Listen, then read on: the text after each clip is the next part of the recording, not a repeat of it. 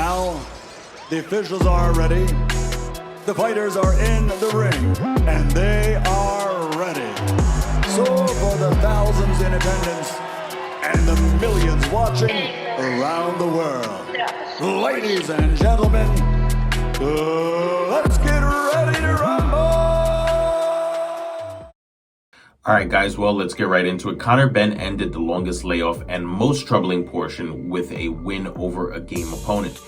The second-generation English boxer pounded out a dominant 10-round unanimous decision over a brave Rodolfo Orozco.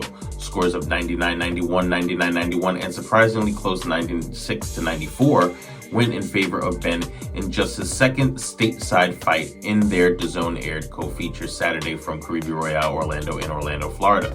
Benn connected with a right hand early in the opening round, his first significant landed punch since his second round stoppage of Chris Van Herdeen last April 16th in Manchester, England.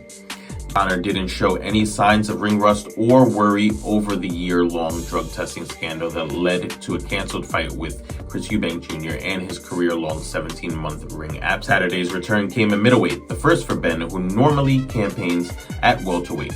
Orozco didn't have anything to slow down Benn. The come-forward style of the 24-year-old was tailor-made for an even career-heaviest version of Benn, who landed a right hand up top and a left hook and under Orozco's guard. Benn remained dialed in with his right hand over the top, which frequently landed in the second. Orozco failed to defend against it and also had to deal with a cut along his right eyebrow as blood streamed down the side of his face. Benn rode out a brief charge by Orozco and used his jab to control the tempo for the rest of the round. A 1-2 by Orozco early in the third was countered by an overhand right by Benn early in the round 3. Sweat bounced off Orozco's head as he struggled to regroup. Benn continued on the attack and pinned Orozco along the ropes. Rounds 2 through 6, Benn showed full dominance as he continued to dig into the body and landing massive power shots against Orozco.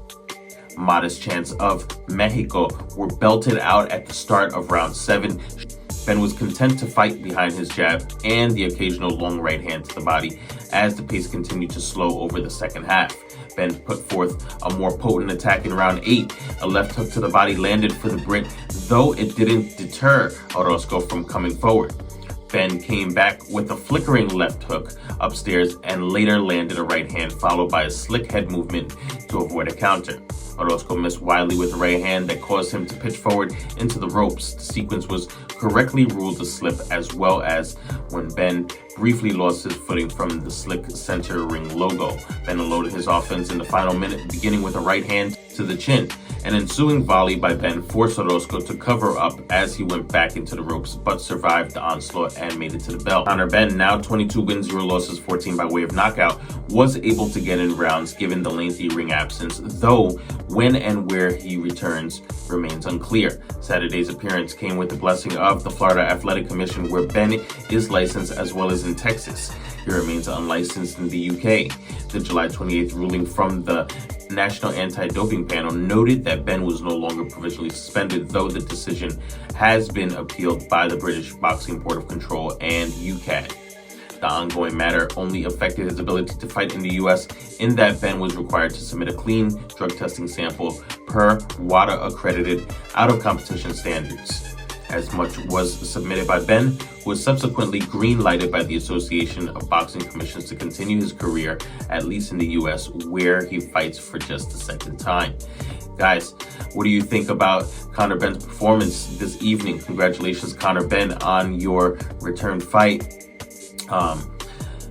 We thought that he didn't look like he had any ring rust whatsoever, to be completely honest. And we're surprised that Orozco went all 10 rounds.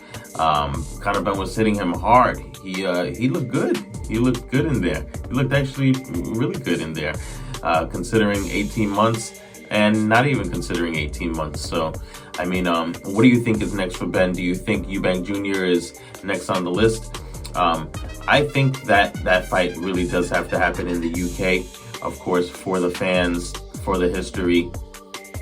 So as long as Conor Benn's not licensed in the UK, maybe we'll get another fight here in the US.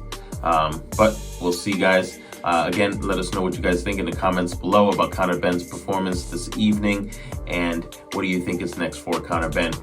You can find us on Instagram at SportBox TV Official, Twitter at SportBox TV, and of course, don't forget to like, comment, subscribe, and also share the vid, guys. We appreciate all love and support. Take care.